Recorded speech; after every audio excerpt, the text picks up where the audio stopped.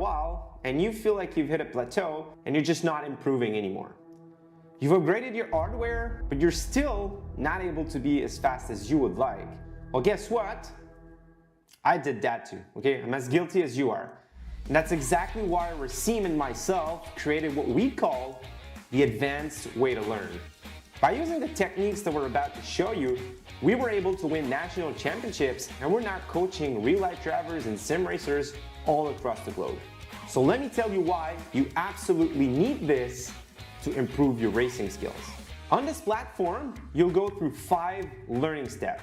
The first one is going to be to watch video lessons so you can take in all that theory. The second step will be to answer quizzes. We've created some questions to test your knowledge. Next, you'll have to partake in challenges. Here, you'll have to prove to yourself that you can apply what you've learned. You'll go on track and you'll try to beat the instructor's lap times or sector times. Following the challenge, you'll be able to send your onboard replay so instructors and other community members can help you improve. And lastly, you can get involved in the community to meet some new teammates and learn from others. This platform is a back and forth discussion between us, the instructor, and you, the students. If you're serious about becoming the best driver out there, this is the advanced way to learn.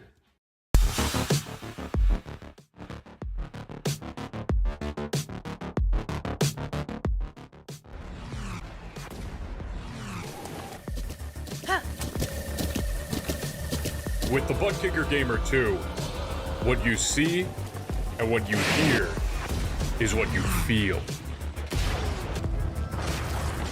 Butt Kicker. The future is feeling.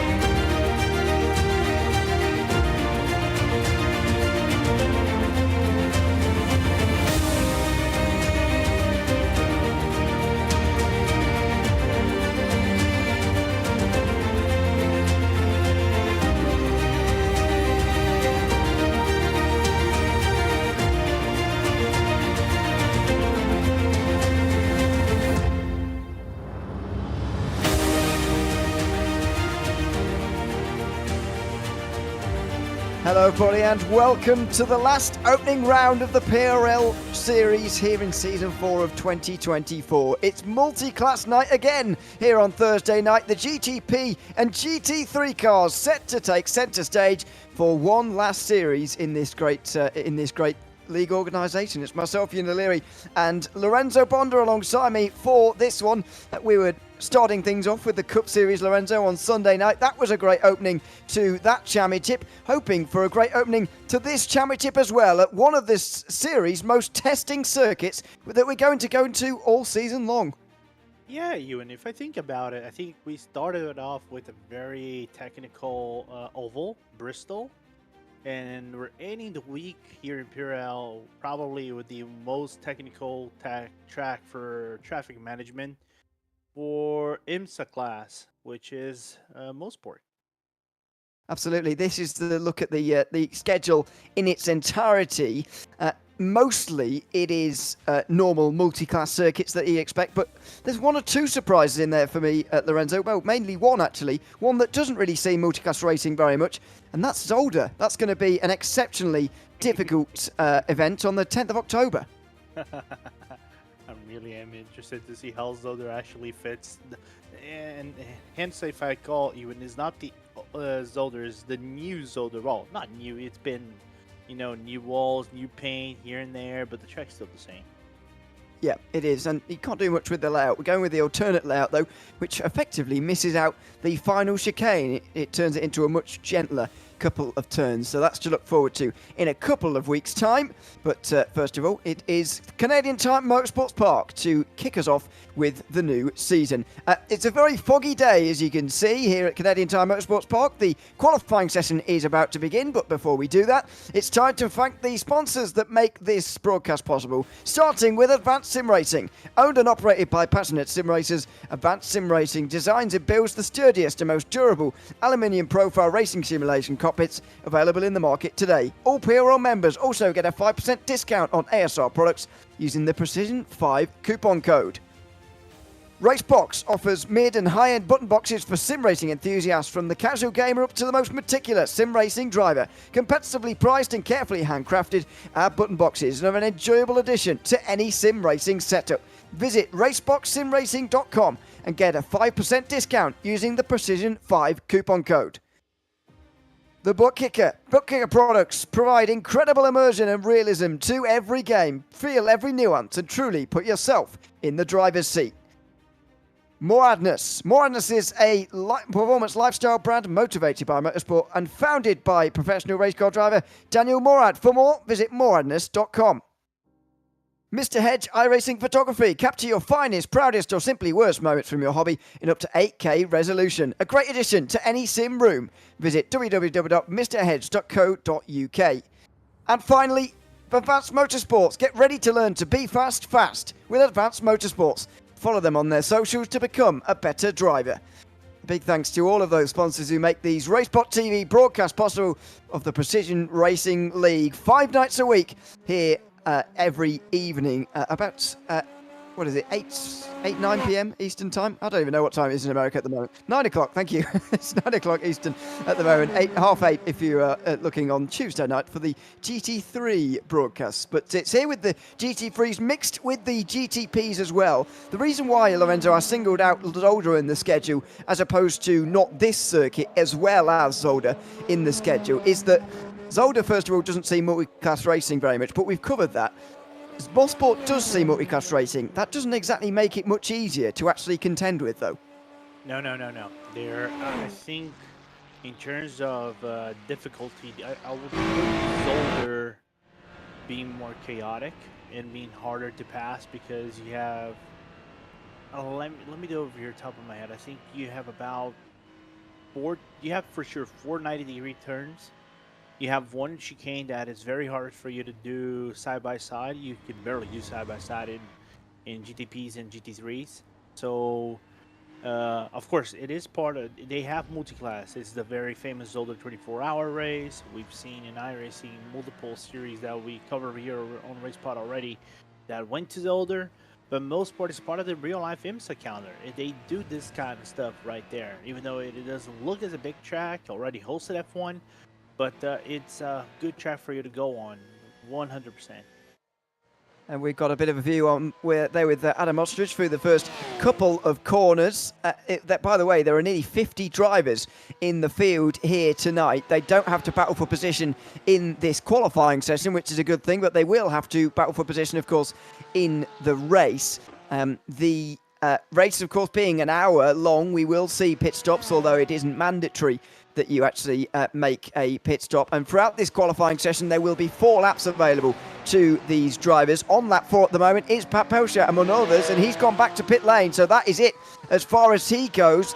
It looks like Edwin Onfra as well has done with his session. Darian Roy is not quite done yet, though. He's 5th at the moment in the overall standings in the 211, and he is on his final lap time as well here. So I just wonder whether he's got something to improve, although maybe the lap time's gone away from him a little bit. Miguel Rios, who is 12th place at the moment, is improving a couple of attempts up, and actually, according to my numbers, going purple maybe in this final sector. Let's see if it's purple enough throughout the entirety of the lap to get anywhere near Pat Pelchat. It's not quite really, but it is a personal improvement. He goes up to 7th place, and again, track position, for the reasons you've outlined, Lorenzo, is going to be important. No, it is. I think it's going to be vital for this race because, like I said before, traffic management over here is key. I think you have to survive the nature of this short track. Most sport is barely like 4 kilometers long, so you have to survive the whole track going on. And some of the points over here, especially if you go to the hairpins, which is Moss Corner, can be the choking point for overtakings and accidents. So you have to take every caution possible for you to have a really good qualifying here. Out of the final corner for Ken Copeland, who is improving here. 3rd place at the moment in the GT3 category, but is that time enough to take pole?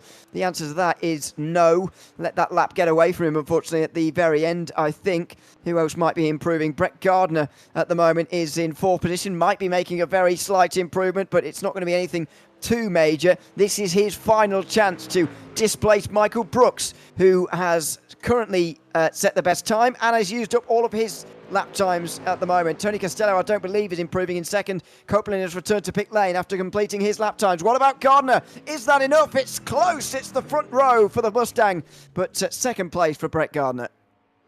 Yeah, good attempt from Brett right there. The gap, only 50 hundredths of a second between him and Michael Brooks.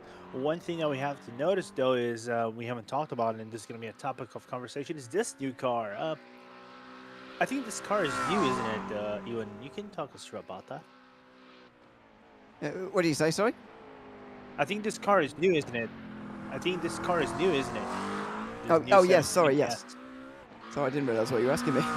Yes, it is. I want to bring this McLaren up, actually, not least because it is new, as you say. It's now replacing the McLaren 12C, which I'm very sad about, but there you go. These things happen. Change happens in life.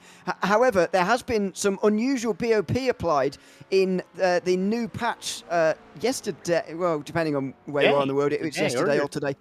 Earlier today. So everybody gets a free car change for 1 week only, either before this race or after this race, up until the 3rd of October.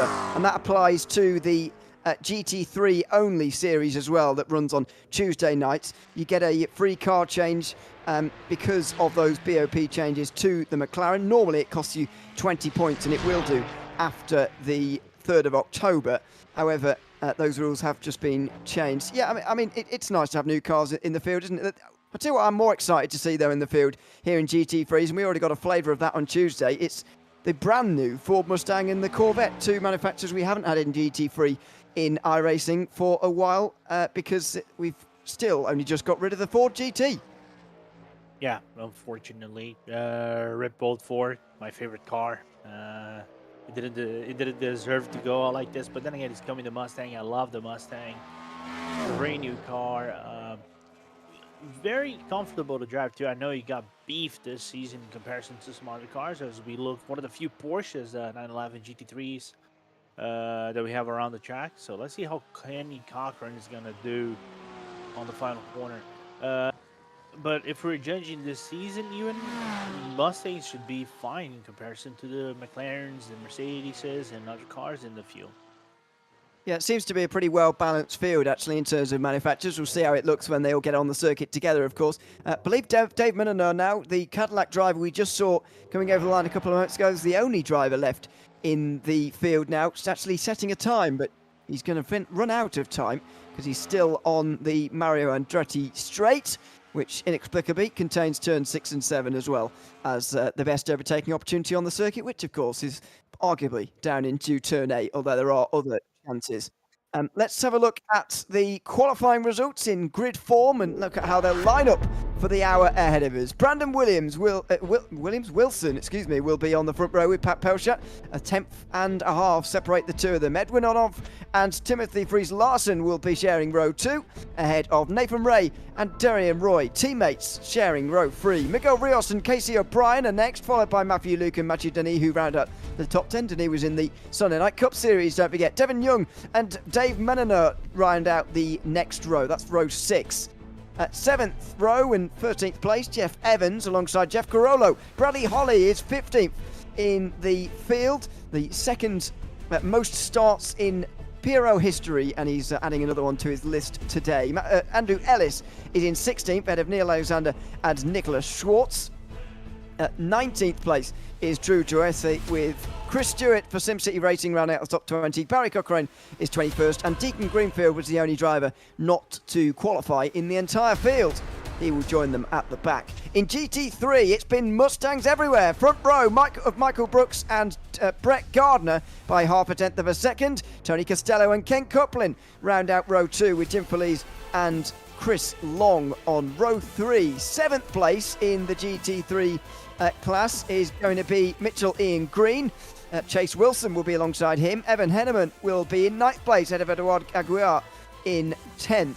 Mark McDonald and Joey Costello round out row 6. We're still within a second of pole here, by the way. Jake Cummings and Miles Brown next up, followed by Kerry Corcoran, who was the final driver to complete his lap times in GT3, followed by Dan Elgin, the first driver over a second off pole. Adam Ostrich and Kyle Robertson are on row 9.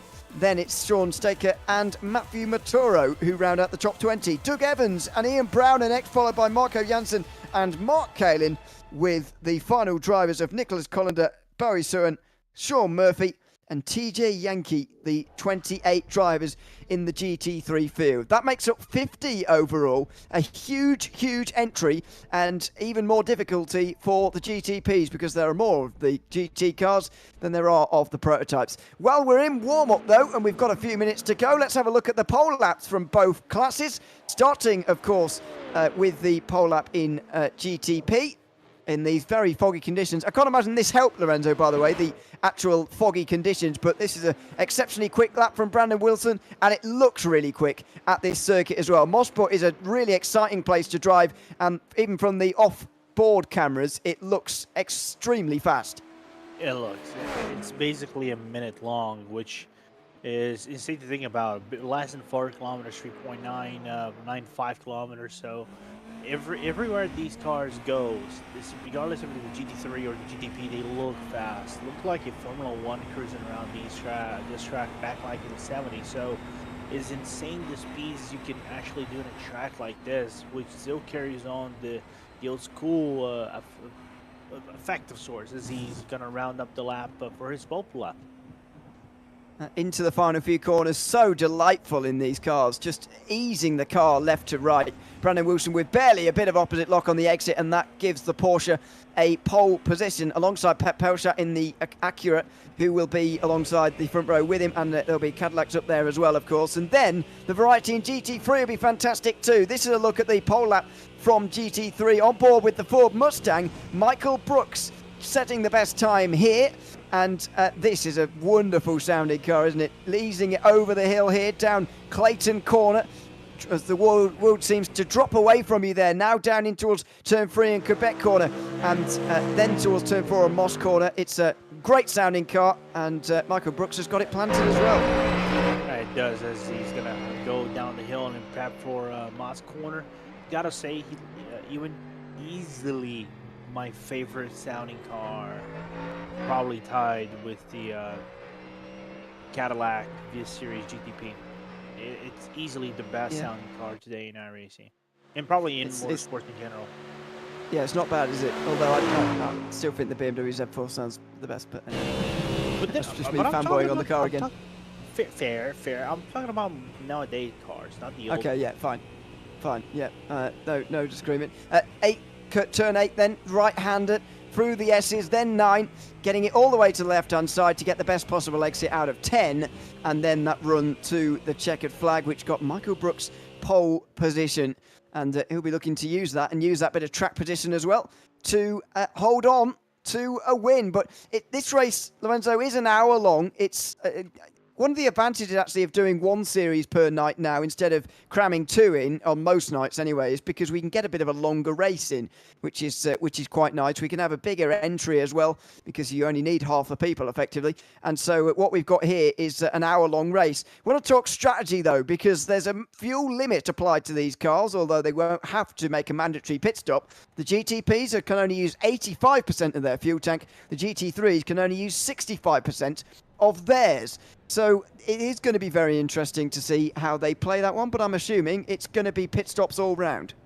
Yeah, it is. It's and one thing that we have to take in mind as well is fuel saving over here might not be as efficient as it probably was the previous seasons in the GTPs, because the GTPs back in the old days, I think it was corrected in this build, was the effect of the clutch and coast, right, Ewan? So you could clutch coast save way more fuel than you probably would have to do in lift and coast.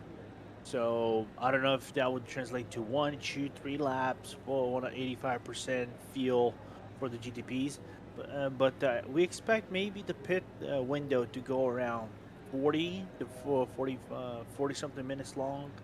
If the cars are playing their strategies right on the GTPs, GT3s might be on the same window, 38 to 35 minutes should be the window. Yeah, let's see how long they're able to go. To be fair, I would expect the GTPs to be able to go quite a long way with 85% limit only, but let's wait and see. There are the track conditions quickly, by the way. 76 Fahrenheit on the circuit. That's high 20s, I think, maybe low 30s, somewhere around there in terms of Celsius, in case you're interested. Middle of the day, but the fog hasn't gone away, and the chance of rain is only going to go up as well, although I'm not convinced we're going to see any. No, I don't think we're going to see any rain. Quick trivia, and you were talking about maybe something longer for GTPs. If I recall correctly, the official series, which was 45, and this is another topic that we could go on. This is 1 hour. The official IMSA series is 45 minutes, so it's less than a sprint race. In the 45-minute race that you had in the officials, I think a season prior to this or 2 seasons, there were actually successful attempts of no stops for GTPs. So you can go 45 minutes long. It just depends on how efficient you are on the clutch and coast. But now it could be different. Yeah, let's wait and see on that front. I think it's going to depend a little bit on what circuit we're at. Obviously, that some circuits are a bit more thirsty than others. That much is clear. But as I said earlier, most of the circuits are recognised multi-class circuits on this calendar, with the exception of Zolder, and so it could be quite difficult to save enough fuel to actually manage a no-stop race. But we'll wait and see. One thing is for sure, though, we're guaranteed action with 50 drivers in the field. Foggy conditions, but Mosport always provides great racing. The GT3s have been told to stay quite a few seconds behind, by the way, so I'd imagine in a matter of 3, maybe even 2 laps, we could be seeing lap traffic. Yeah, definitely. Looking at theirs, they are all the way back in the Mario Andretti straightaway. Here's the thing. We could see maybe 2.5 laps, which would be insane. But then again, it's Mosport. Short track, old school. It's going to deliver always. It's never a dull race. Absolutely. So there's going to be green flag for the two classes at the same time, by the way. So the GT3s will see it on the back straight, the GTPs will see it on the front straight, and the green flag now does wave. Brandon Wilson gets the field underway from the front of the field, and it's Porsche leading Acura in towards turn 1. It's Ford Mustang side by side for the lead in GT3 on the right hand side of your screen. They're having their first corners into turns 8, 9 and 10 here, and the two teammates, the two Ford Mustangs, change hands there. Michael Brooks took pole, but it's Brett Gardner who will take them over the line for the first time. Yeah, and they're still side by side going through turn number 1, and now the critical point for GT3 comes downhill turn 2. Look at this, down into turn 2. It's very tricky in this build of iRacing and this build of this circuit, because there's grass lining the circuit, not the tarmac runoff that you get on the outside of that corner these days. Michael Brook has retaken the lead. Wonder if Brett Gardner gave up that lead again to sort of redress a position gain there. Not entirely sure, but the two Ford Mustangs run downhill into Moss Corner now, absolutely nose to tail, as they're doing in GTP as well, although it's less close. Brandon Wilson's got a second over the field already. Yeah, I'm just wondering where's the tail end of the GT3 field is. Because I think you were saying 3 laps. I would probably bump it down to 1.33 of a lap. Okay, so this could be actually 2.5 laps to 3, where GTPs are going to be caught. Oh boy. Oh, off! One of the GTPs off out of turn 2 was that. I'm not entirely sure, out of 3.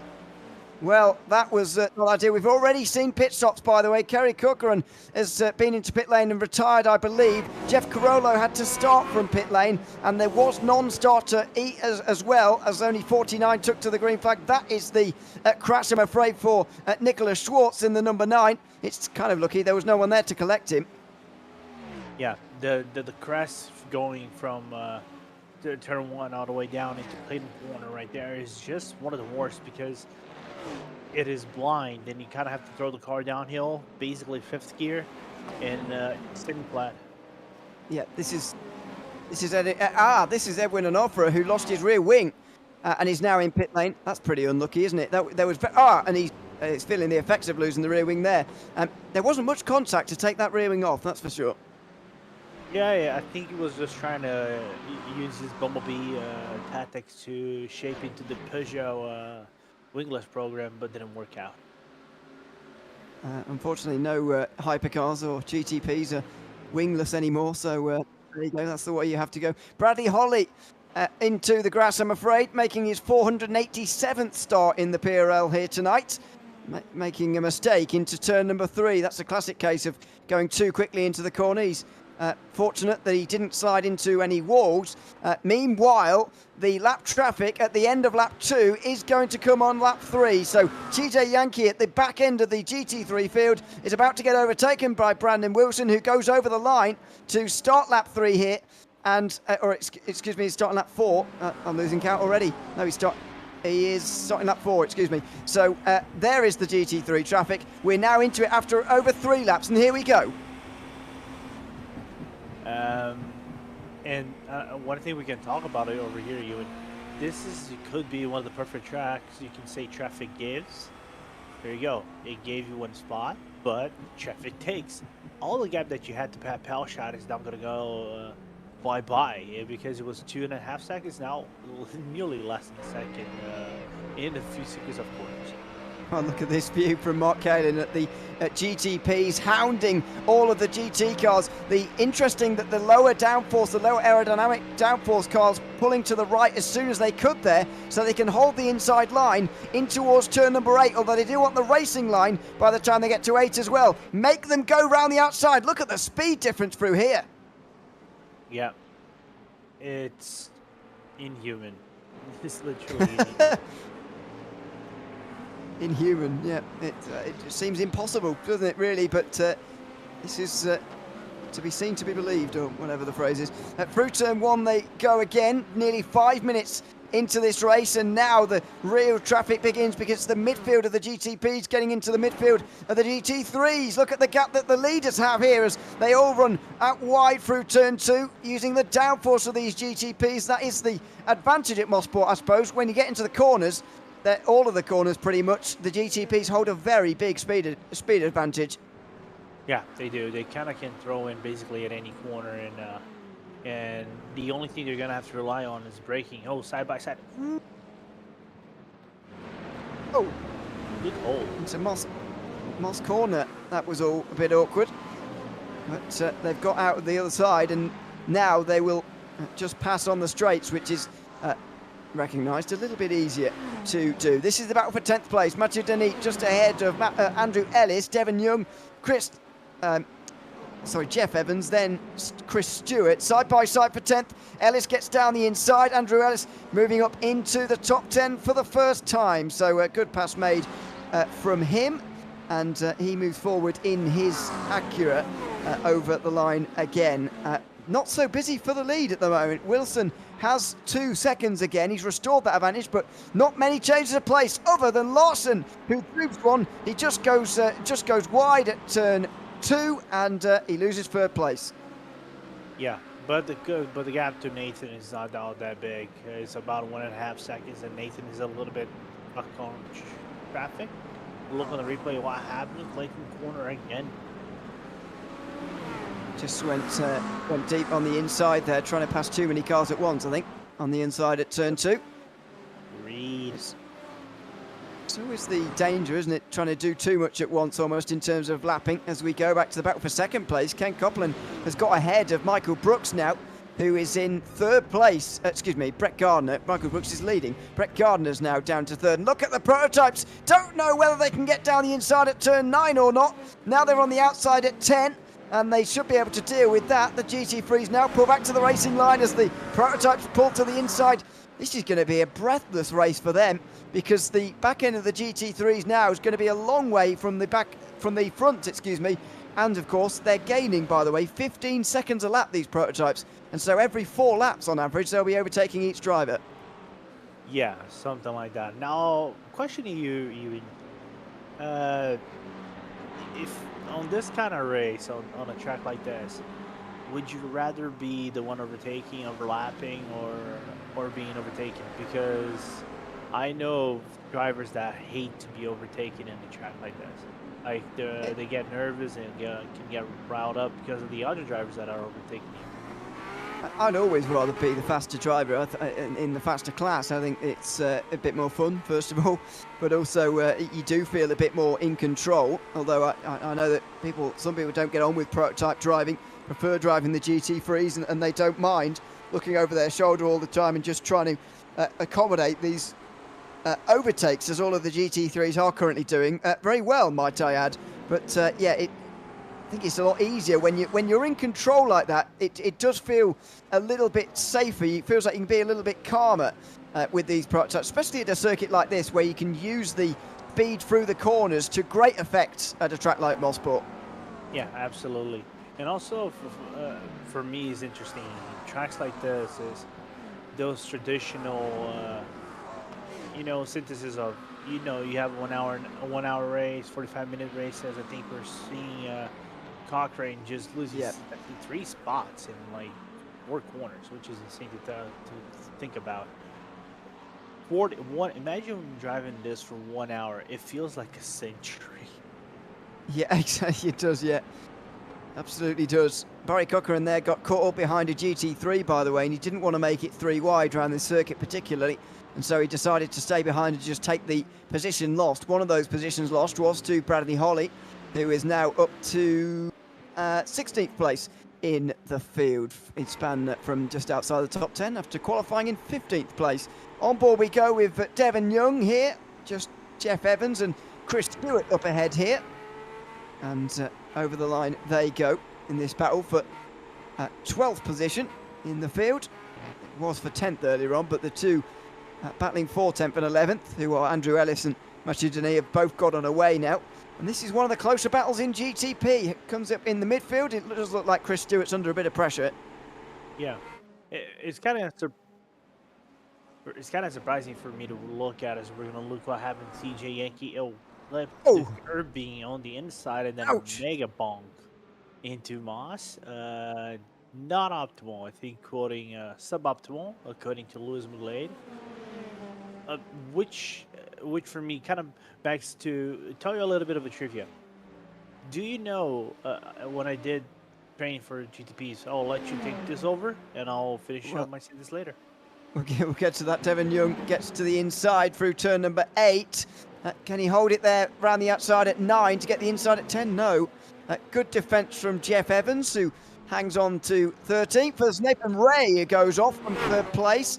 And Timothy Larson gets back into the podium places. So you remember the light blue car going off at turn 2 a couple of laps ago. Well, Nathan Ray has done something very similar. What a drift to avoid the barrier. But it looks like from that camera angle he was dodging a driver stuck on the inside. I'm not sure who that might have been.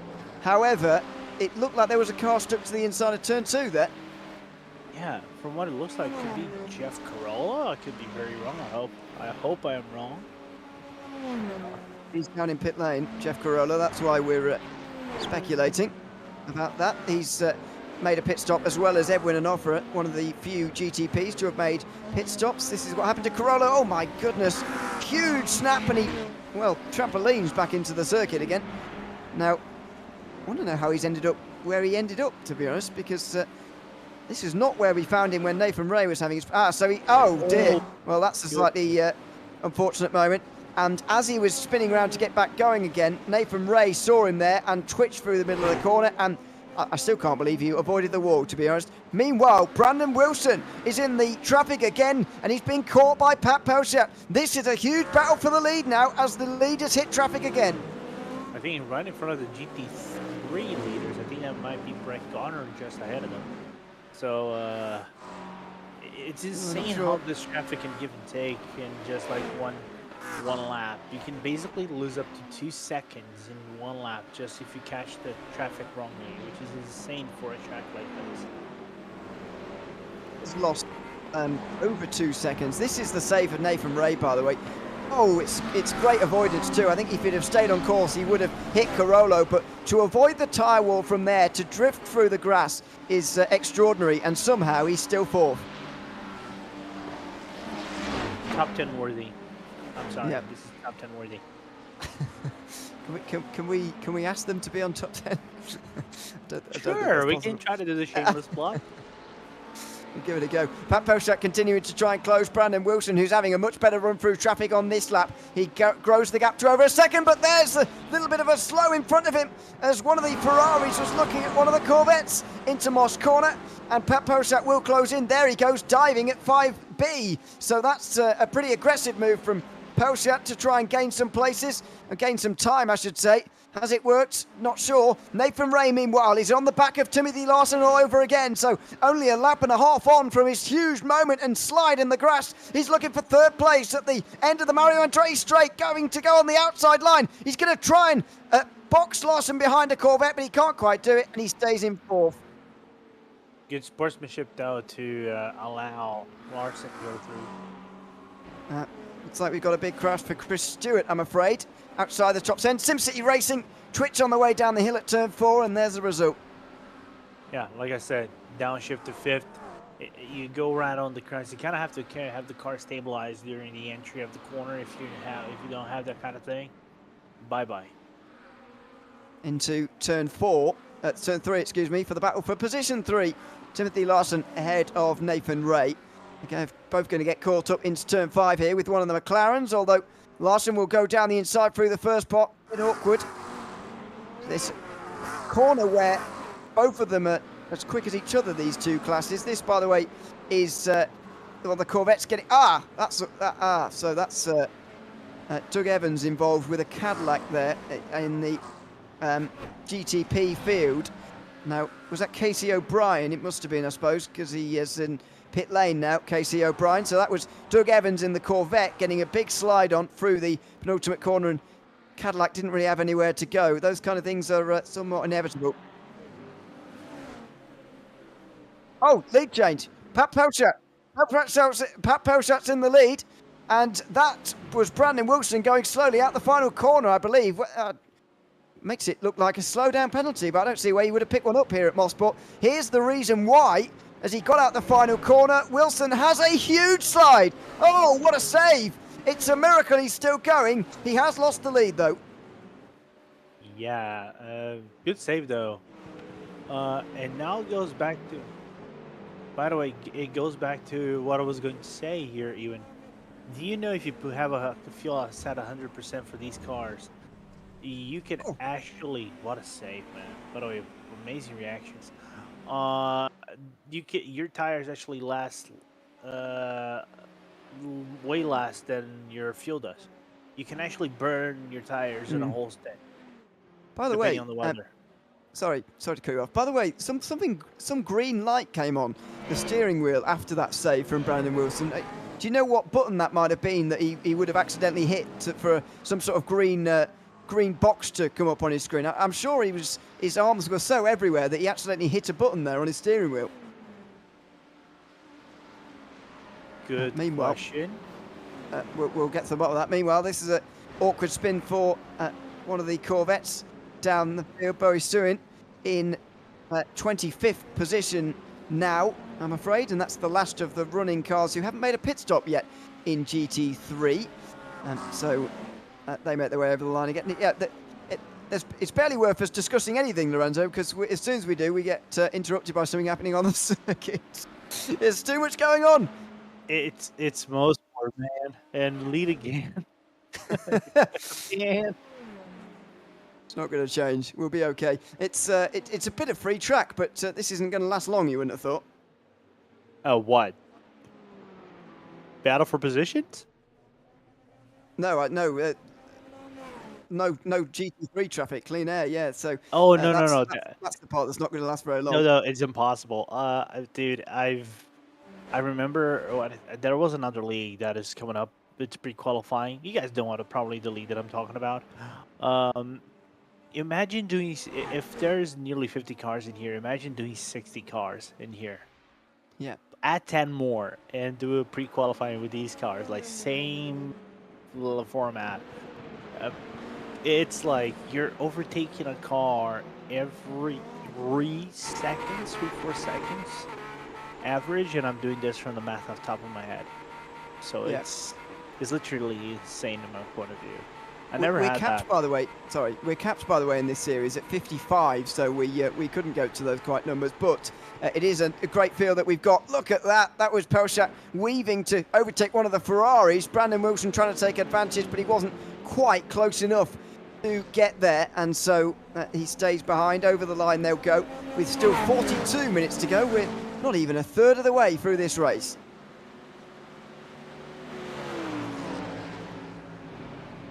While This is we're Michael looking Brooks. at yeah, great The, team name, by the way.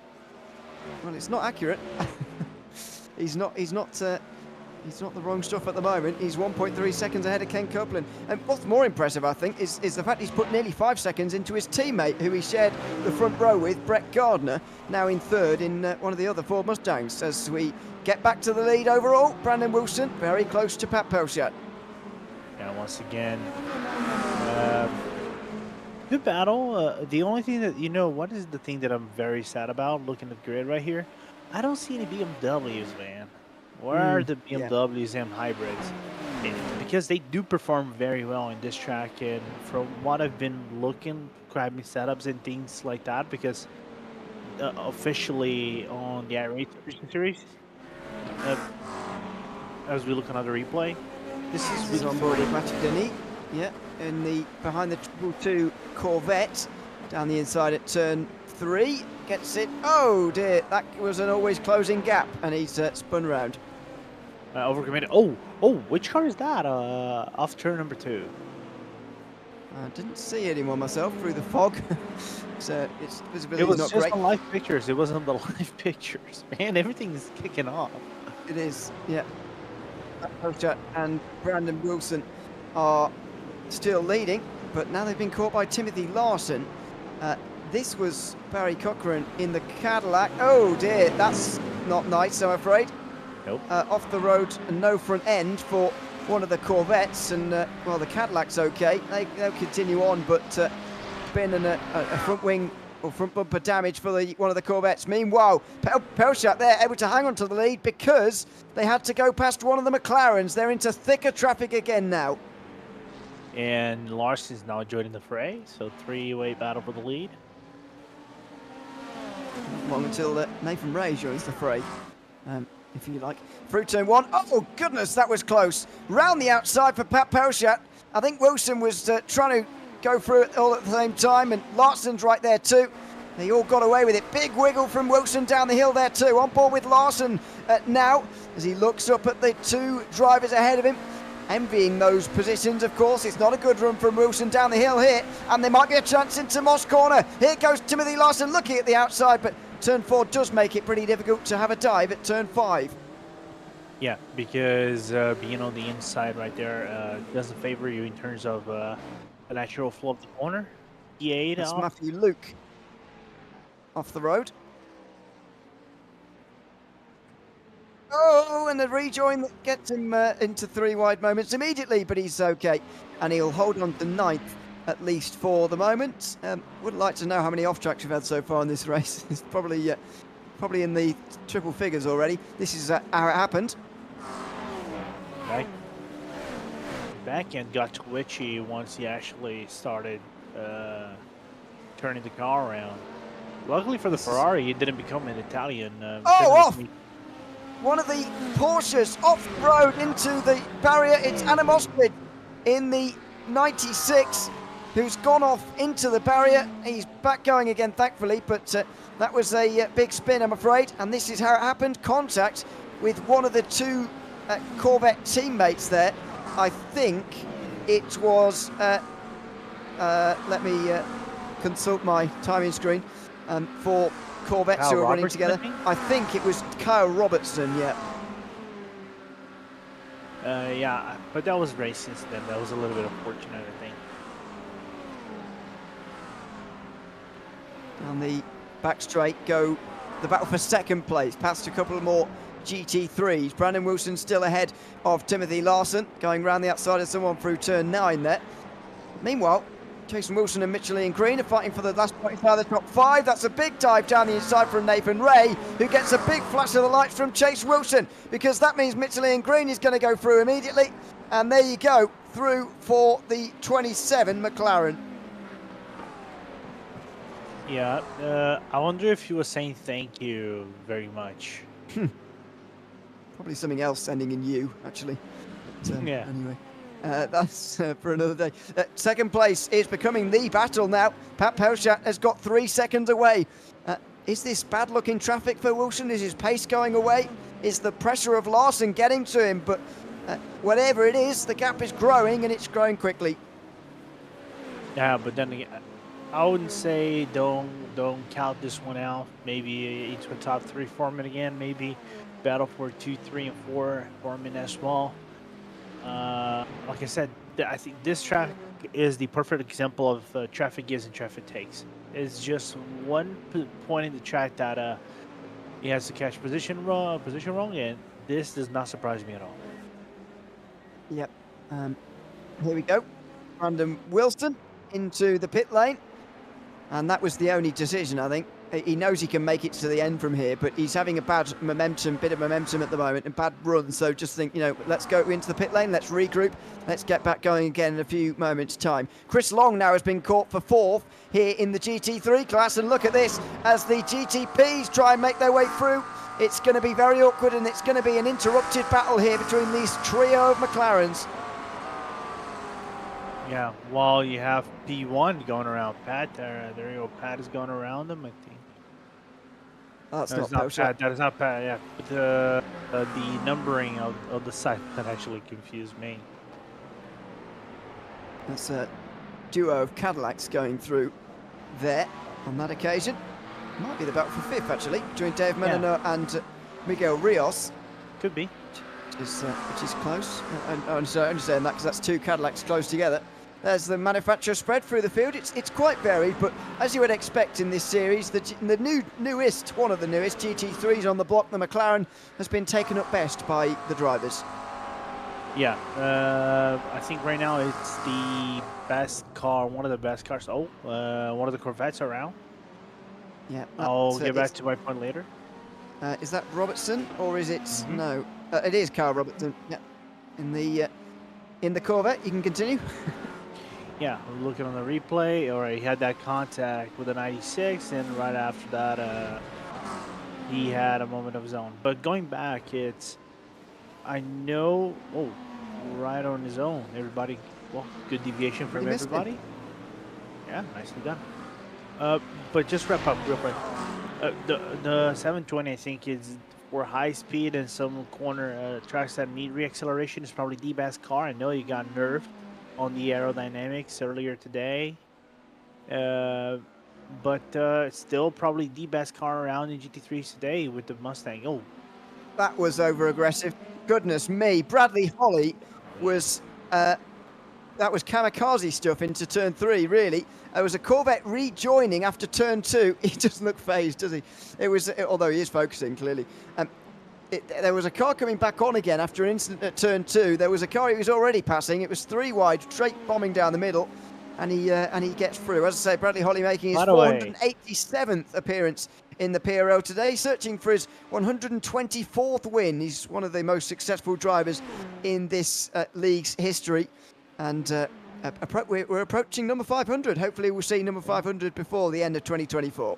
Oh, we are, because he's on the NASCAR on the Cup Series, so definitely going to see 500 before this is all over.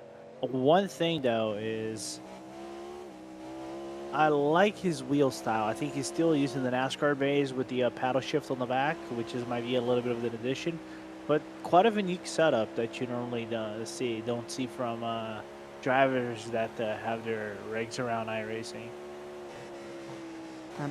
On board with Dave Menino here from 5th position.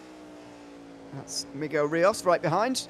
2 Corvettes working their way through, and that was that Barry Cochran again on the outside of turn 9. It was. He's losing a lot of time on this lap, and I just wonder whether he's found the barrier down there.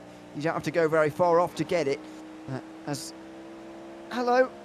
They're all giving each other a lot of space on the way towards turn 2, and Menino finds his way through. These onboard cameras are absolutely enthralling at this circuit.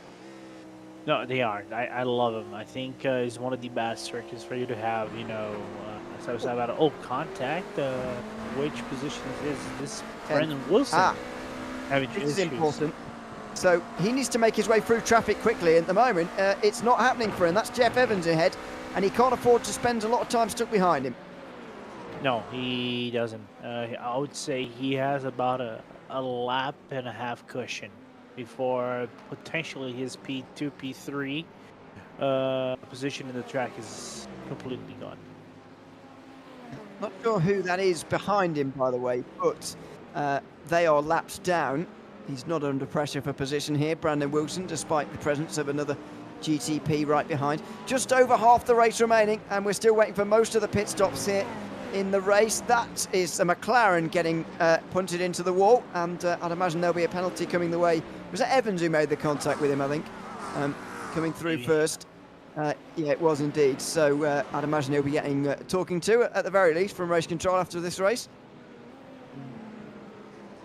Now the question is, where does Wilson commit? Because this is one of those tracks that if you're going to do an overtake, you commit to that overtake. You don't lift off. The question is, how successful can he be? Oh, more issues than GT3s from what it looks like. And the gap between the leaders and GT3 is gone.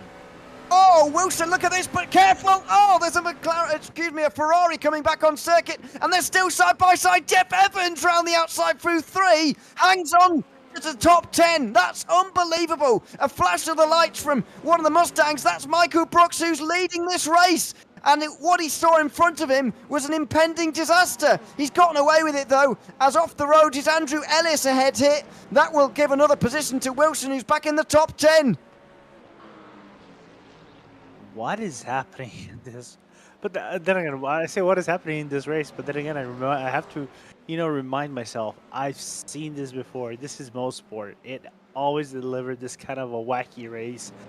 Regardless if it is LMP3s and GT4s, GTPs and GT3s, LMP2 and GT3s, it's always insane, man. So let's see how now this battle for the lead in GT3s will go.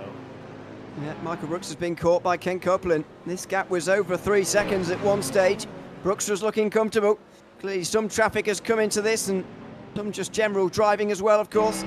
It's one of the oldest GT3s now, the Mercedes, catching one of the newest, the Ford Mustang. That was a half-hearted lunge from a prototype. on Ken Copeland, which has lost him a bit of time, forcing Copeland to go defensive into turn 2. And it will allow Brooks to get further away. Took his first pole position in his PRL career, by the way, earlier on today.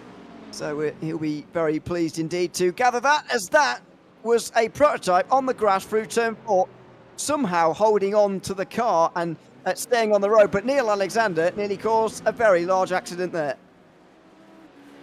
Yeah, could have gone all wrong right there. And you know what is insane is we're barely 30 minutes past.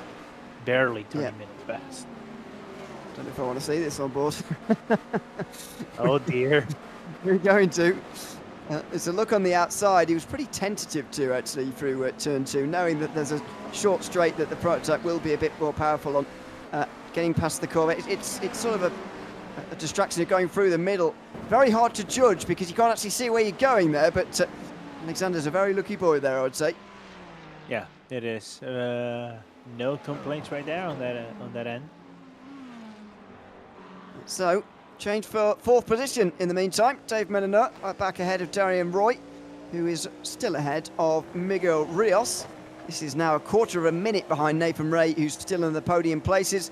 And these are the kind of drivers that Brandon Wilson may have to overtake. Well, I'll say that. He's got a very big gap to try and catch them because he's stuck behind Mathieu Denis at the moment, way back in the field for 8th position in this race. So we've got a bit of time to enjoy this battle. 4th position. Menonot, you'd imagine, will get away because he's just overtaken Roy, but Miguel Rios will be looking to follow him through. Yeah, absolutely. And talking about Wilson, I think his potential 3rd place might be going in the wind. If we're to judge the lap times, as now Mathieu Denis in the pit box, and the 2nd pit stopper under normal circumstances. Wow, Larson. Oh, Huge! Ooh. Huge crash, I'm afraid, for Timothy Larson, who has gone off in a big way down at turn 8. This is what happened. Oh, he's gone too wide trying to pass a lap car. He's gone into the grass. He's gone straight on, and that is a hugely damaged Porsche. Yeah. I don't think that that Porsche is going to fix itself quickly. No. We will have the tower disappear for the next few moments, by the way. We'll have that back with you as soon as possible. But I can tell you, Pat Porsche is still leading the race, as that's Dave Menonot off the road. And who's he with? It looks like Miguel Rios, and he's got no front end. Miguel Rios is going to have to return back to pit lane the easy way. Dave Menonot has got caught up in a huge incident down there at turn 2. Somehow, some way, Wilson must be saying thank you very much. This is what happened. Oh, goodness! Oh, it's already gone on ahead of him, and Menonot didn't have any choice but to straight line it into the wall because the alternative was doing what Rios did, and he went straight into the Corvette. It was contact already with a lapped GTP and TJ Yankee, who rolls back onto the circuit straight into the path of 2 GTPs who pay the price. I'm gonna normally we say hold the brakes. Yeah, but that's why. Hold up. I think in all fairness, because of the nature of how that track goes away and the shape of the track, there was nothing he could do right there. Yeah. Yeah, I mean, holding the brakes would have put him right in the way at a blind corner as well, so there wasn't really any winning there, was there, for TJ Yankee, I'm afraid. There would be death regardless. Yep. Yeah. It's just unfortunate, really. Brandon Wilson up to 5th then, ahead of Jeff Evans. He's 51 seconds behind Pep Pochette now. They lose 25 seconds in a stop, or Wilson did, because his pit stop was that long. And then you lose a bit more for the 18 seconds you spend in the pit lane. Otherwise, I would say you lose about 40 seconds in pit lane. That, at the moment, I think puts Brandon Wilson 3rd in the corrected order. Yeah. Just on how this race has played out, it's insane, man. Yeah, I think he would have been behind Larson, wouldn't he, before he's crashed? But his accident was so big that obviously Wilson will overtake him now. Where is, I'd imagine he's still in pit lane. He is, yeah, Timothy Wilson. Same for Dave Menonot and Miguel Rios, who are both getting considerable repairs to their machines as well. It's been a little bit of a race of attrition and race of survival, but actually you do need the speed as well, because Plenty have survived in GTP, but Pat Pelchat has been the quickest of them, and he's still leading by 7 seconds, I can tell you. I've got the numbers in front of me. I know you can't see the tower at home, but Pat Pelchat is still leading by 7.5 seconds. Darian Roy is 25 seconds off the lead in third. Matthew Luke is 51 seconds off the lead in fourth, and then it's Brandon Wilson. You can see those two on your screen. In GT3, Michael Brooks, is leading by 4.1 seconds ahead of his teammate Brett Gardner. Then Chris Long and Chase Wilson are battling a further 10 seconds behind. Evan Henneman rounds out the top 5. And those are those two McLarens, by the way, fighting for third position. That's Chris Long ahead and Chase Wilson in fourth position, just in behind. While we've been looking away, Lorenzo, Ken Copeland has just come into the pit lane 1 lap ago for a 16-second stop. The pit games have begun in GT3 as well. Yeah, not surprising at all. I thought maybe the window, figured the window will open up around half an hour till the race is done. So the question is just now track positioning and how you're going to basically navigate through the remainder of the race. So I wouldn't be surprised, for example, like Wilson went for the pits, try to do an undercut on his teammate. But he just staying alongside his teammate, trying to make use the best uses as he can of whatever track that he has available to try to open up the gap on the competition. Well, let's return back to GTP. Battle for fourth. Oh, Brandon Wilson trying to go around the outside at turn 3. You don't see that prevail very often, and it's not going to on this occasion either. But that was quite an effort from Brandon Wilson, who knows the importance of these overtakes, especially with Nathan Ray now in pit lane. The battle for second is about to come to a head. Yeah. Under normal circumstances, I think he would be able to make the overtake. Had he had the opportunity to manage to turn the car around without skidding off on its rear. I don't think he's going to make the overtake here work because you have 2 GT3 cars right ahead of you. Goodness me. That was unbelievable. Where is Ray? Yeah, he's already out. Ray's already out of the pit lane. There he is. So comfortably in second place, but Darian Roy's also in. So Brandon Wilson should get ahead of him. There he goes. Brandon Wilson, as we predicted, will be third.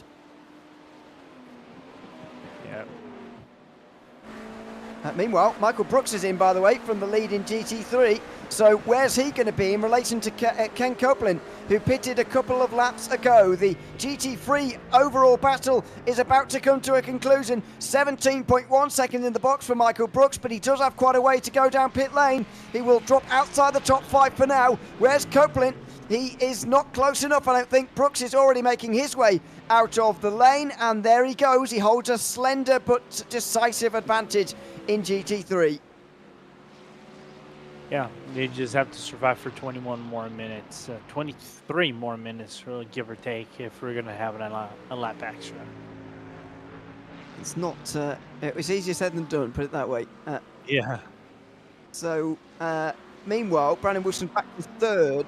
Matthew Luke has dropped a couple of seconds behind now, and is in a battle with Jeff Evans. And this is the battle in 9th place. Bradley Holly trying to re-emerge in the top 10 again, overtaking Mathieu Denis here. The two Acuras down in towards Moss Corner as Pat Pelchat comes into the lead, but expecting him to hold on to that. Yeah. And Denis, I think, just had a little bit of a moment going out of the corner. I don't know if he had a slowdown or he just let him by, yeah. Maybe. Down the straight they go, and that is Matthew Luke off the road. Just been overtaken by Brandon Wilson, I assume in a fairly similar, for a similar reason. But this is a more decisive spin for Matthew Luke, who now gets back going again. Finds a bit of space in the traffic. He spun down at turn 2 on his own earlier, of course, and well, that was a very small gap to go down, and it wasn't actually that spun him off. It was his own right foot.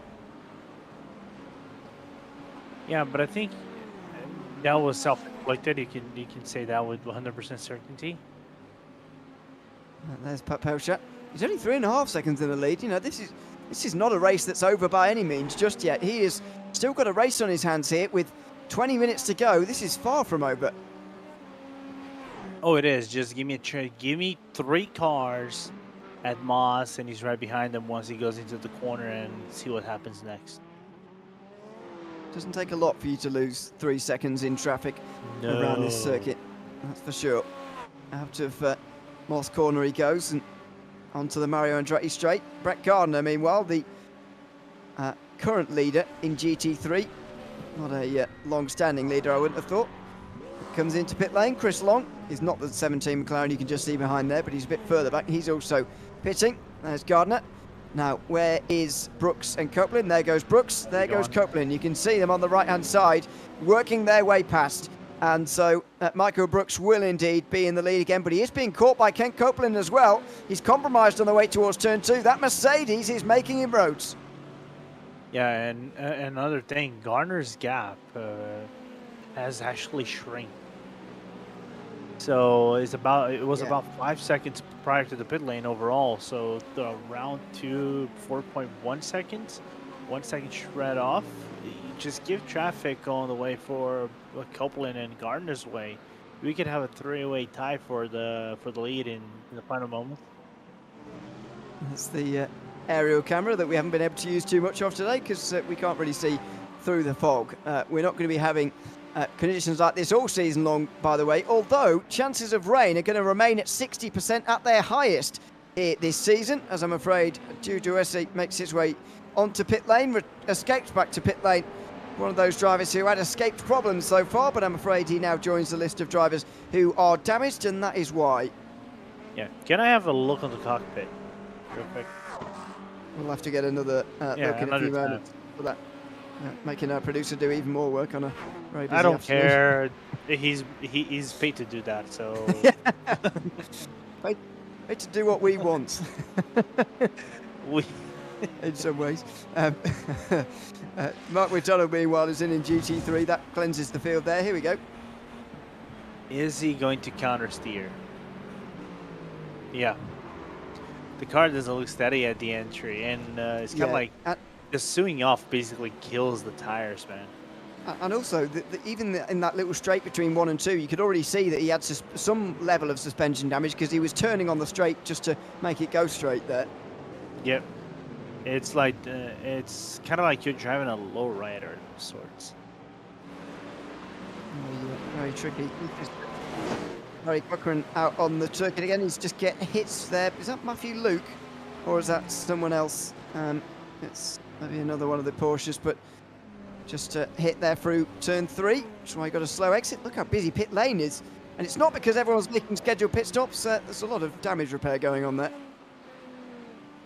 Yeah, the GTP budget is gonna go skyrocketing high after this race. I don't know if they're gonna have the after parts after this race is done. Well, if you go down to pit lane, you can maybe find some damaged spares if you're interested after the race.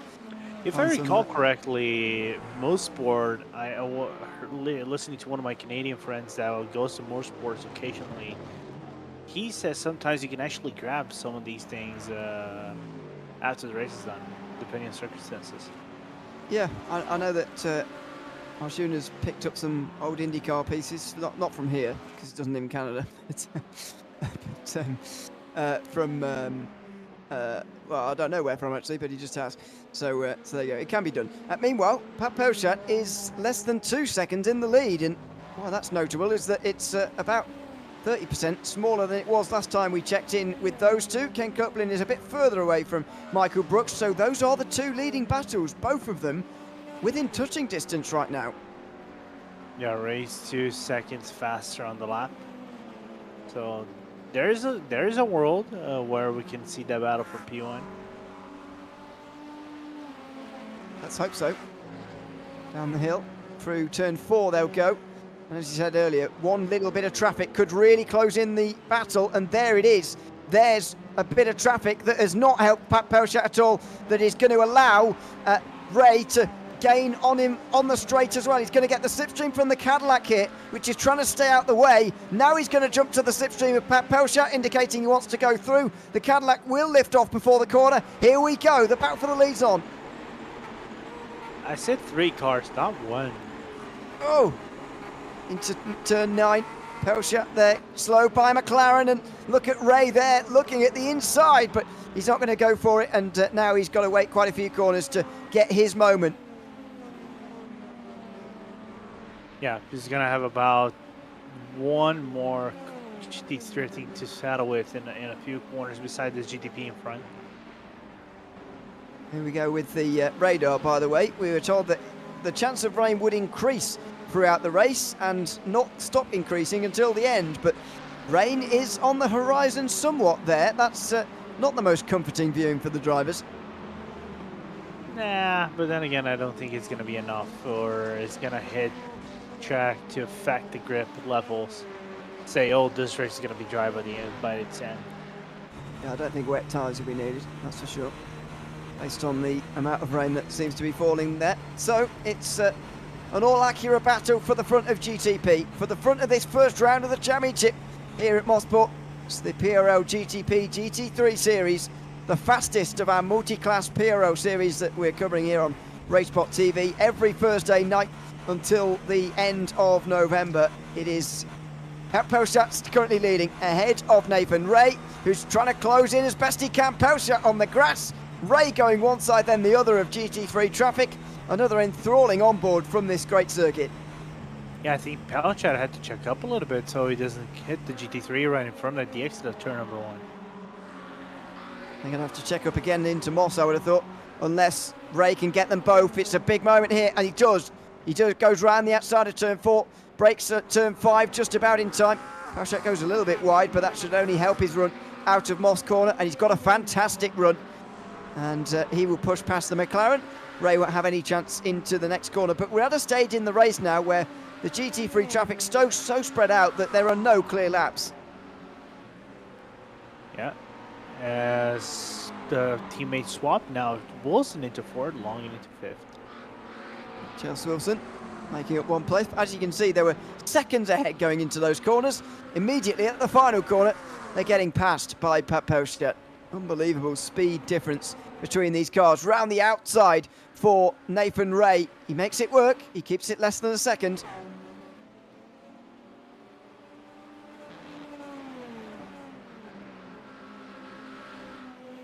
Well, 8 tenths was the biggest gap at that stage, and brought it below that again now as we go back to 7th. Machidini and Andrew Ellis. Would you believe it? These two are actually 1 lap down. We've only got 5 cars on the lead lap currently. I was going to mention that only the top 5 is within the same lap as the lead, which is, for an hour race like this, it's righteously insane in my point of view. Yeah, it is. There is the full view of the GTP field, by the way. The 21 that started this race, we haven't got very many of them remaining. Not going to count Timothy Lawson as still going because he's on pit lane for ages now, but 16 of them remaining, and you can see them all on the left-hand side there, including this battle for 7th place, which is being covered 1 lap down. There are a few more GT3s still in the race, which is a good thing, and they're more than 10 of them still on the lead lap here, which is a great thing. And of course, we still have that battle for the lead. This is it. Michael Brooks in the Ford Mustang, and then Ken Copeland in the Mercedes just further behind. There is a view at the GT3s, who seem to have survived a bit better in this race. Yeah. I mean, they managed to survive the whole ordeal. I thought it would be much worse for them. It would be the punching bag in this track. Normally it is, but fortunately it wasn't this time. They got away with it. Yep. On this occasion. Got out at 2 seconds now in the lead overall, by the way. So Nathan Ray with a bad run through traffic, and now he's going to have some work to do. Andrew Ellis behind Machidini. We've checked in with his battle again now for 7th, and he looks up the inside, Ellis. Pretty decisive move. When you hold the inside for turn 8 like that, there's almost no way you're not going through. Yeah, but I think Denise also let him by as well. So you can see he's taking the wider line into the S's. So Denise just trying to play smart. You know, he knows he's having a really solid race so far, and he doesn't want to put his car at risk at any position. Oh, Andrew Ellis going round the outside of a Mustang, and somehow he's kept it on the road. You don't often see a driver running through the grass like that and continue on quite as easily as he just did. Which car was that? Because I know the gap between... Could be. It could be Gardner because the gap between the leaders is actually shrinking on. Not a 4/10 of a second. It's not a. Looked like Gardner to me. It was, yeah, because there are the two overall leaders in GT3, Michael Brooks and Ken Copeland. So it was indeed the third-placed Mustang, which was would have been a bad moment for sure. There it goes, Ellis round the outside of Copeland. Now the inside of Brooks. How does it change the battle for the lead in GT3? It doesn't affect them at all. Now how you go around Team Waters over here and let them fight? There's different cars. Yeah, it's difficult to know what to do with them, really. Difficult.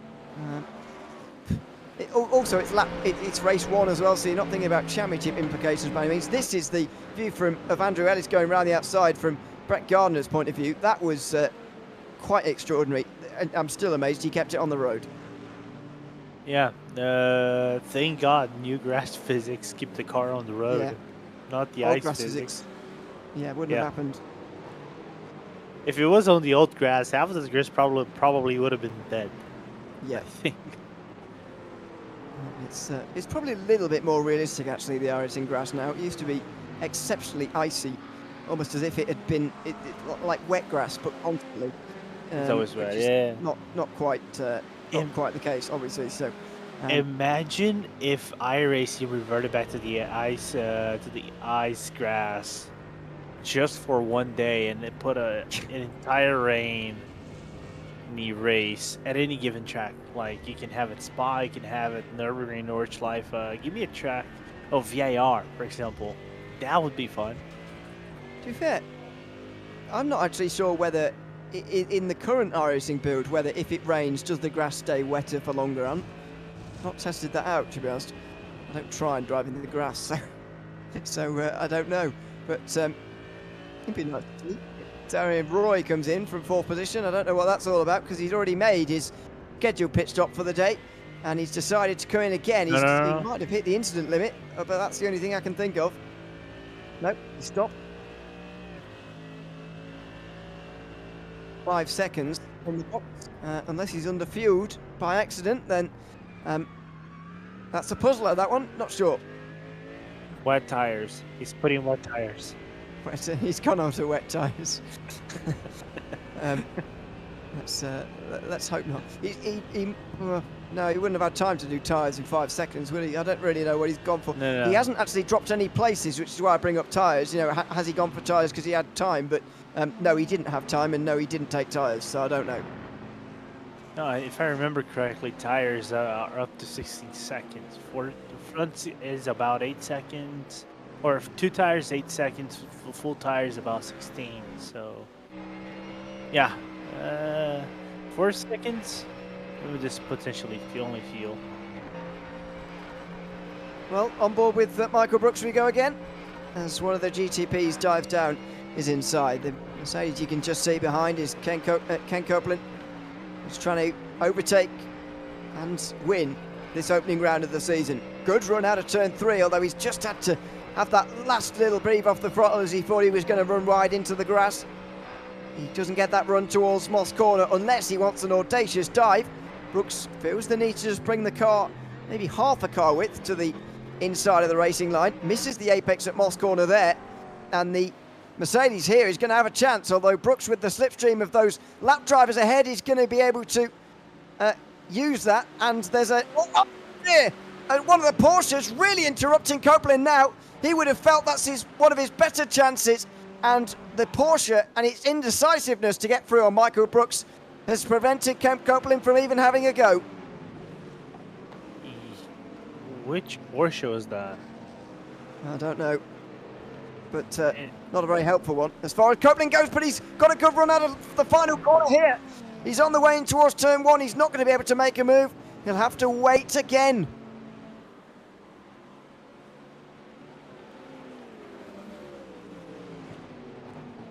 The GTP, in answer to your question, was Neil Alexander, so he's way down the field, 10th place at the moment. But I say way down the field, you know, credit to these people who survived this race. Plenty haven't. Yep. This race looks like a full-on battle royale, and and he takes no prisoners whatsoever. So good on everybody. You know, you might be last, like, or all the way at the back, like Mark Halen is, but for Mark Halen, for example, you started all the way down to the back. You are P13 in the field. That's got to count for something. You might be 1 lap behind the leader. Sure, you are 1 lap behind the leader, but you basically gained from what it looks like more about 10 positions. So no complaints whatsoever. Take the point. Mark Halen, by the way, is third in the all-time PRL starts list of 416, where he will after tonight. So credit to him. Great to have him back for another season in the PRL now. As Michael Brooks makes his way over the line in Ken Copeland. Further back, further forward in GTP, Brandon Wilson had a big moment in towards turn 3, we're hearing. And there it is, huge slide from him. He's going to back it into the wall. Now, how much damage has that rear end actually got? Because he's got 40 seconds to Darian Roy and not long to hang on. And I'm just wondering, seems okay, but I'm just wondering if he got a meatball, he can actually hold out for about 3-4 laps before he actually gets the black flag for being unsafe. As unlike that other car that just came out of the pits, I'm wondering which car that is. Yeah, it might be Drew Duessy, who's made a very long stop there. Might just be reappearing to cross the line and take the checkered flag. Not that it really matters, but that's what he might be doing. As battle for GT3 honours continues. Is that the leader, Pat Pelshak, going through? It is indeed. So 3 laps to go. As he goes over the line with 3 minutes to go, we've got 3 laps to go as well. Now the GT3 drivers know exactly how long they have to hold out. Pat Pelshak does, of course, as well. But the fact that the GT3 leaders have just been overtaken means that now they also know it's 3 to go for Ken Copeland to try and find his way through. And Nathan Ray just decided to cut traffic like a butter knife. Yeah.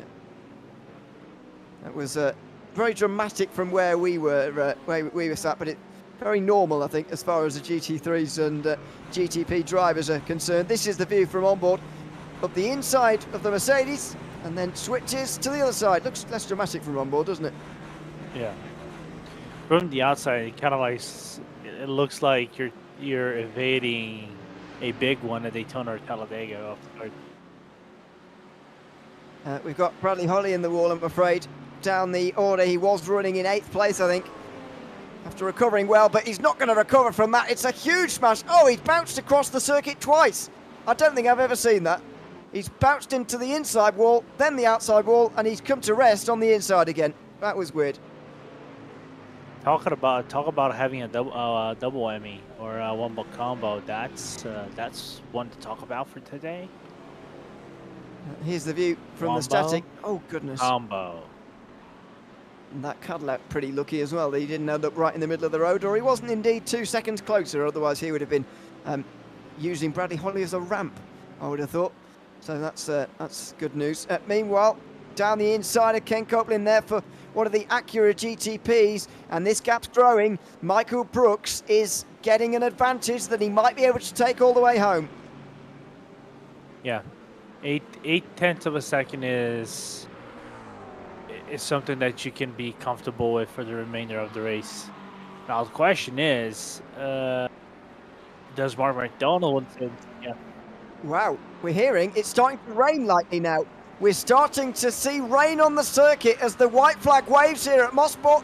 The rain is falling at Canadian Tire Motorsports Park.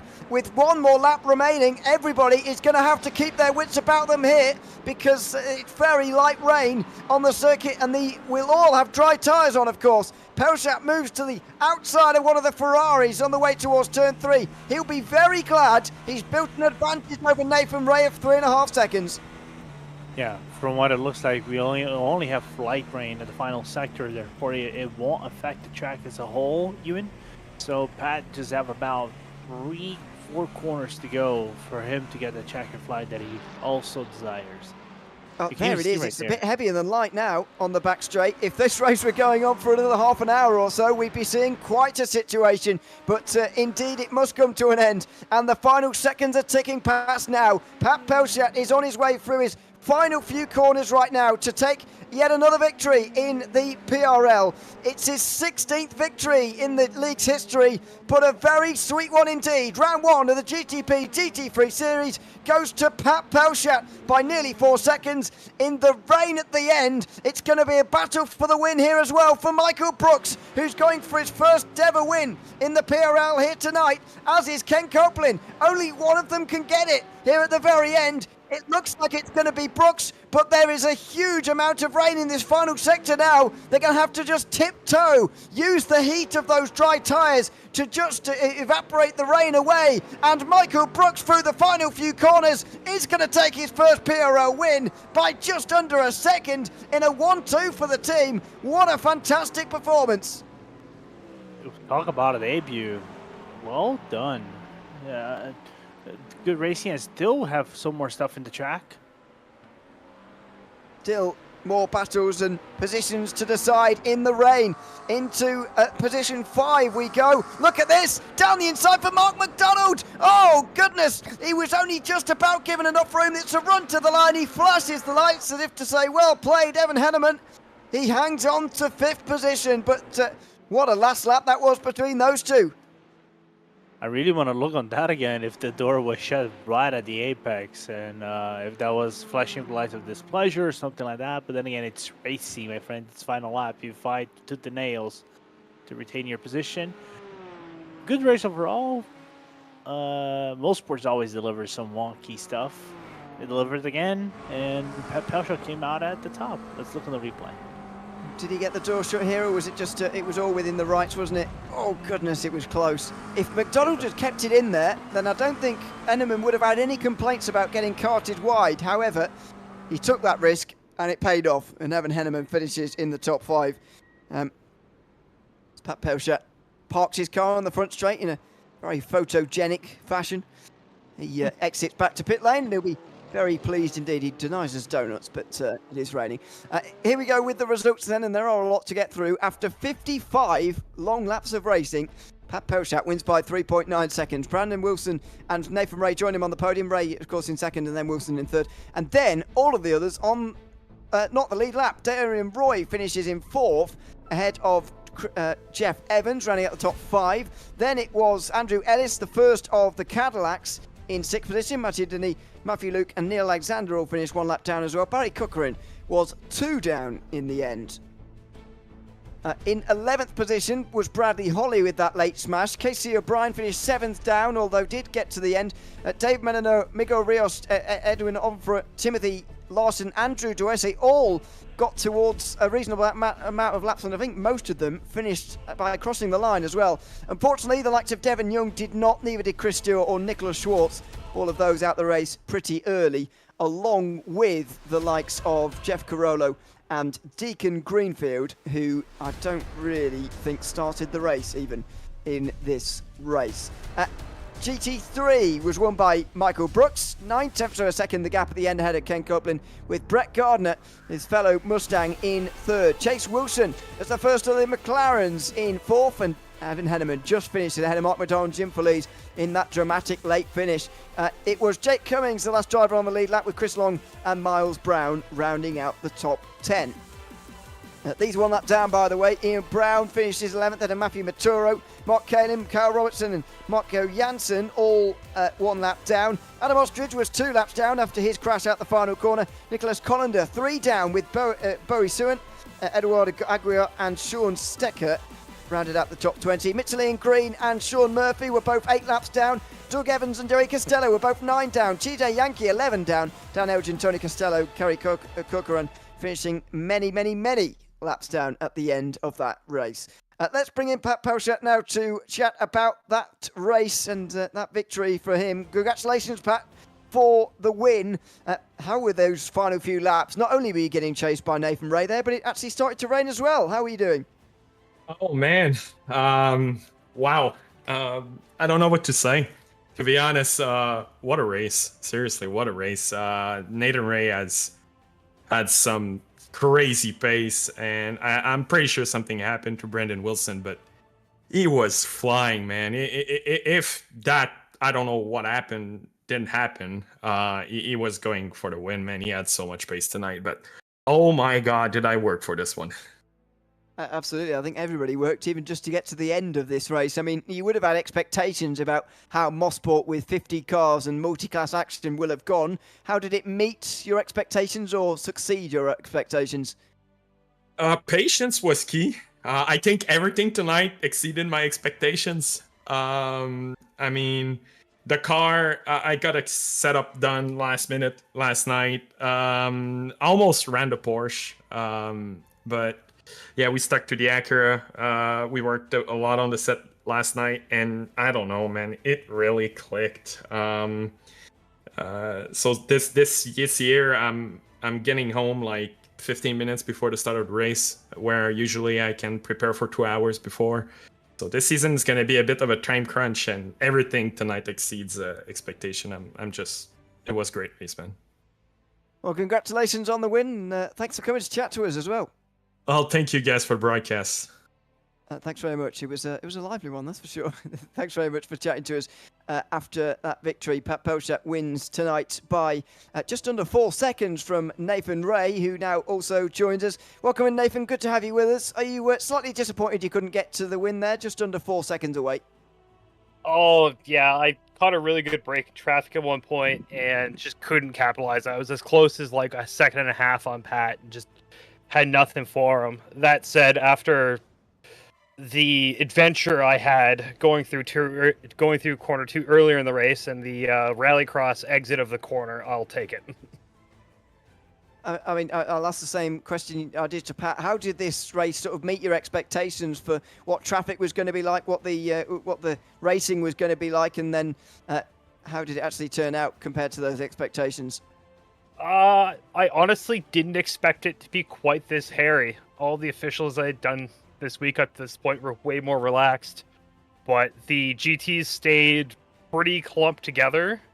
So there was like times where there's just like absolutely nowhere you could do, and you just like had to panic and deploy anchor.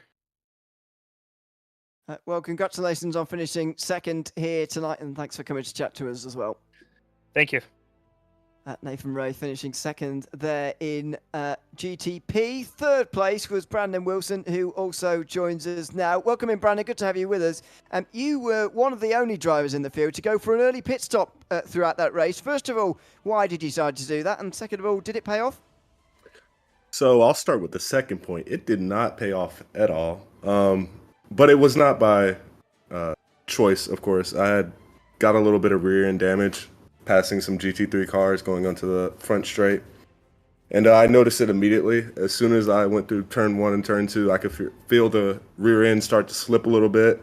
And I just knew if I progressed through that stint and the tires were off and just heated up, because, you know, in iRacing, it's like a slippery slope once the tires heat up, I knew I'd be in some pretty deep water if I didn't pit. So, yeah, I made the decision to pit early.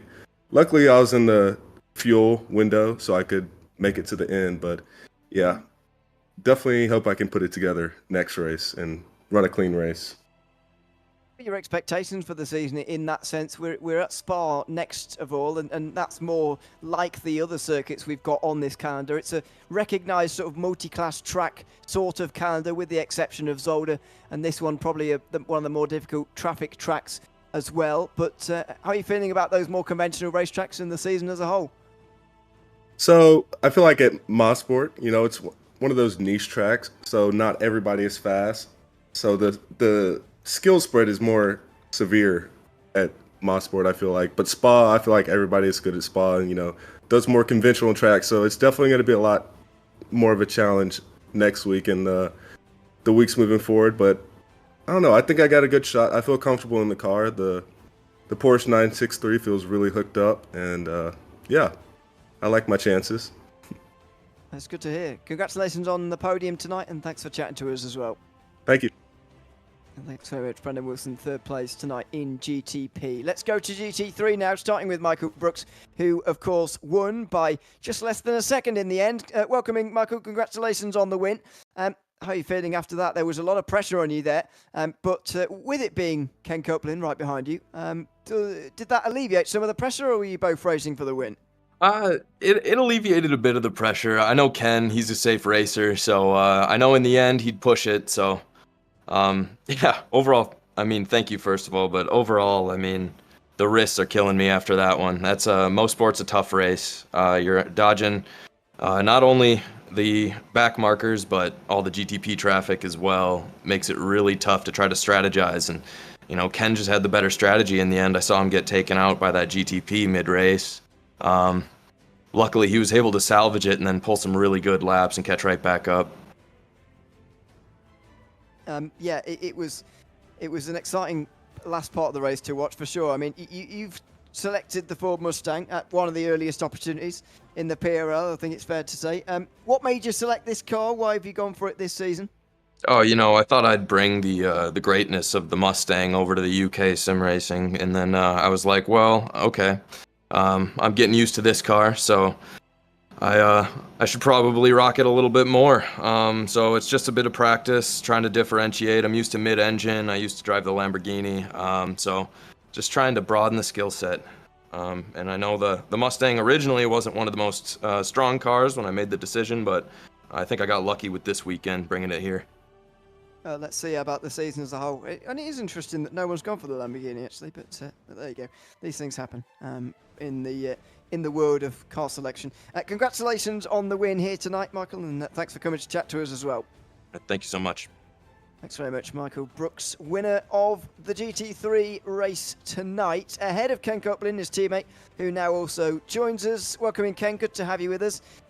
You were only a second away from the victory there. Are you disappointed you didn't get there, or just pleased because it was Michael who won, of course, and you in second place? Is that a good night overall?